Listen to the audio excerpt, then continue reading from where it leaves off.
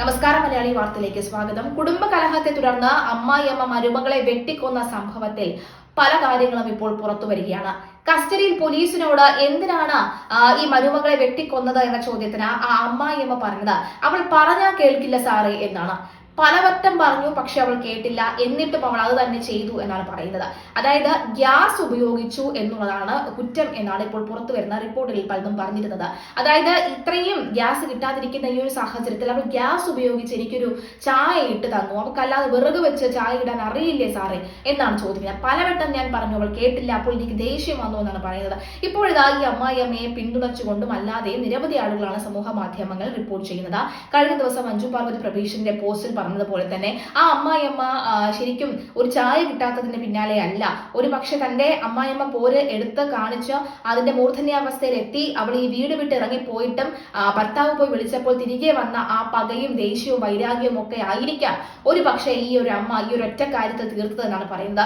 എന്നാൽ മറ്റൊരിടത്ത് ആ അമ്മയുടെ മുഖത്തെ ആ വേദന കണ്ടില്ലേ, അമ്മയുടെ മുഖത്തെ ക്ഷീണം കണ്ടില്ലേ എന്നൊക്കെ ചോദിക്കുന്നവരുണ്ട്. പക്ഷെ സ്വന്തം മരുമകളെ പിള്ളേരുടെ മുന്നിലിട്ട് വെട്ടിക്കൊല്ലാൻ നേരത്ത് ആ അമ്മായിയമ്മയ്ക്ക് ഏതൊരു തരത്തിലുമുള്ള ക്ഷീണമോ ബുദ്ധിമുട്ടോ ഒന്നും തന്നെ ഉണ്ടായിരുന്നില്ല. സുനിൽ ബാബുവിന്റെ ഭാര്യ രജില എന്ന 28 വയസ്സുകാരിയാണ് മരിച്ചത്. സുനിൽ ബാബുവിന്റെ അമ്മ ശാന്ത പോലീസ് അറസ്റ്റ് ചെയ്യുകയും കസ്റ്റഡിയിൽ എടുക്കുകയും ഒക്കെ ചെയ്തിട്ടുണ്ട്. തിങ്കളാഴ്ച വെളുപ്പിന് 6:30യോടുകൂടിയായിരുന്നു ഈ സംഭവം അരങ്ങേറിയത്. ചായയെ ചൊല്ലിയുള്ള തർക്കമാണ് കൊലപാതകത്തിൽ കലാശിച്ചതെന്നാണ് പറയുന്നത്.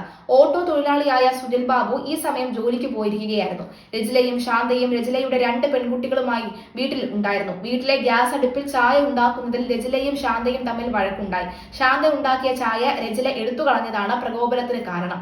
പ്രകോപിതയായ ശാന്ത അരിവാൾ ഉപയോഗിച്ചാണ് രജിലയെ വെട്ടിയത്. കരച്ചിൽ കേട്ട് ഓടിയെത്തിയ നാട്ടുകാരൻ രജിലയെ നിലമ്പൂർ ജില്ലാ ആശുപത്രിയിലേക്ക് കൊണ്ടുപോയെങ്കിലും ജീവൻ രക്ഷിക്കാൻ കഴിഞ്ഞില്ല. മഞ്ചേരി മെഡിക്കൽ കോളേജിൽ പോസ്റ്റ്മോർട്ടത്തിന് ശേഷം മൃതദേഹം വൈകുന്നേരം 6 മണിയോടെ കൊയിലമുണ്ടയിലെ രജിലയുടെ ബന്ധുവീട്ടിൽ എത്തിച്ചു. ഇന്നലെ 9 മണിക്ക് സംസ്കരിച്ചു. കരുളായിൽ താമസിക്കുന്ന രാജൻ വത്സ ദമ്പതികളുടെ മകളാണ് മരിച്ച രജില. തീർത്ത സുനിൽ, ഹൃദയ സുനിൽ എന്നിവർ മക്കളാണ്. Pookkottupadam police inspector M Sanalraj arrest ചെയ്ത ശാന്തയെ വൈകുന്നേരത്തോടുകൂടി സംഭവ സ്ഥലത്ത് എത്തിച്ച തെളിവെടുപ്പൊക്കെ തന്നെ നടത്തിയിരുന്നു. SI അബ്ദുൾ നാസർ, ASI ജാഫർ, CPOമാരായ ഷംജാദ്, സിയാദ്, ജിഷ, അനിൽ എന്നിവരാണ് അന്വേഷണ സംഘത്തിലുള്ളത്. അരുൺ കൊലയിൽ വിറങ്ങലിച്ചിരിക്കുകയാണ് നാട്. കരുളായിലെ ഭർത്തൃമാതാവിന്റെ വെട്ടേറ്റ് മരിച്ച രജിലയുടെ കൊലപാതകത്തിന് സാക്ഷിയായത് ഇരുവരുടെയും 10ഉം 4ഉം വയസ്സുള്ള പെൺകുട്ടികളാണ്. അമ്മായിയമ്മയും മരുമകളും തമ്മിലുള്ള കുടുംബ പ്രശ്നത്തിൽ അനാഥരായത് ഈ ചെറിയ 2 കുട്ടികളാണ്. അച്ഛൻ സുനിൽ ബാബു ജോലിക്ക് പോയ സമയത്താണ് രജിലയെ ശാന്ത വെട്ടിക്കൊലപ്പെടുത്തിയത്. കുട്ടികളുടെ കരച്ചിൽ കേട്ടാണ് അയൽക്കാർ ഓടിയെത്തിയതും രജിലയെ ആശുപത്രിയിലേക്ക് കൊണ്ടുപോയതും. ഞെട്ടലോടെ കുണ്ടുങ്ങൽ ഗ്രാമം. രാവിലെ 6:30യോടെ പുള്ളിക്കത്തടത്തിൽ വീട്ടിൽ നിന്ന് കുട്ടികളുടെ കരച്ചിൽ കേട്ടാണ് ഈ കുണ്ടുങ്ങലിലെ നാട്ടുകാർ വീട്ടിലേക്ക് ഓടിച്ചെന്നത്. ഇവർ എത്തുമ്പോൾ തന്നെ കിടപ്പുമുറിയിൽ വെട്ടേറ്റ് ചോരയിൽ കുളിച്ചു കിടക്കുന്ന രജിലയെയും കരയുന്ന കുട്ടികളെയുമാണ് കണ്ടത്. ഈ സമയം കയ്യിലെ ചോര കഴുകി കളയുകയായിരുന്നു ശാന്ത എന്ന് നാട്ടുകാർ പറയുന്നു. എന്താണ് നടന്നതെന്ന് നാട്ടുകാർ ചോദിച്ചെങ്കിലും ശാന്ത മറുപടിയൊന്നും പറയാതെ നിന്നു. അവസാന ശ്വാസത്തിനായി പിടയുന്ന രജിലയെ മുൻ പഞ്ചായത്ത് പ്രസിഡന്റ് V അസൈനാരുടെയും മെമ്പർ ഉംസൽ അസൈനാരുടെയും നേതൃത്വത്തിൽ ആശുപത്രിയിലേക്ക് കൊണ്ടുപോയി. ആശുപത്രിയിലേക്ക് കൊണ്ടുപോകാൻ ഒരുങ്ങുമ്പോഴേക്കും മരണം സംഭവിച്ചിരുന്നു എന്നാണ് പറയുന്നത്.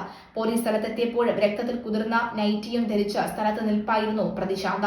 ഉടൻ പോലീസ് ഇവരെ കസ്റ്റഡിയിലെടുക്കുകയും ചെയ്തു. പിന്നീട് ശാന്തയെ സ്ഥലത്തെത്തിച്ച് പോലീസ് തെളിവെടുപ്പ് നടത്തി. കൊലപാതകത്തിന് ഉപയോഗിച്ച കത്തി കണ്ടെത്തി. വൈകിട്ട് 4:30യോടുകൂടിയാണ് തെളിവെടുപ്പ് നടത്തിയത്. കൊലപാതകത്തിന് ഉപയോഗിച്ച കത്തി അടുക്കള ഭാഗത്ത് അടുപ്പിനടിയിലായി സൂക്ഷിച്ച നിലയിലാണ് കണ്ടെത്തിയത്. പൂക്കോട്ടുപാടം പോലീസ് ഇൻസ്പെക്ടർ എം സനൽരാജിന്റെയും SIമാരായ James John, Nasar, Dinesh, ASI Jafar എന്നിവരുടെ നേതൃത്വത്തിലാണ് തെളിവെടുപ്പ് നടത്തിയത്. മലപ്പുറത്ത് നിന്നും എത്തിയ വിരളയ വിദഗ്ധർ P Nooruddin, scientific officer Ishaq, photographer P Vimal എന്നിവരുടെ നേതൃത്വത്തിൽ തെളിവുകൾ ശേഖരിച്ചു. ഏതായാലും നിലവിലെ സാഹചര്യത്തിൽ ഇനി ഇത്തരത്തിലുള്ള സംഭവ വികാസങ്ങൾ നമ്മുടെ നാട്ടിൽ അരങ്ങേറാനുള്ള സാധ്യത വളരെ കൂടുതലാണ്. കാരണം ഒരു സംഭവം ഉണ്ടായിക്കഴിഞ്ഞാൽ അതുമായി ബന്ധപ്പെട്ട അതുപോലെയുള്ള സംഭവ വികാസങ്ങൾ നമ്മുടെ നാട്ടിൽ നടക്കുന്നത് വളരെ കൂടുതലാണ്. അതുകൊണ്ട് തന്നെ പരമാവധി ഇത്തരത്തിലുള്ള കൊലപാതകങ്ങളിലേക്ക് വരാതിരിക്കുക.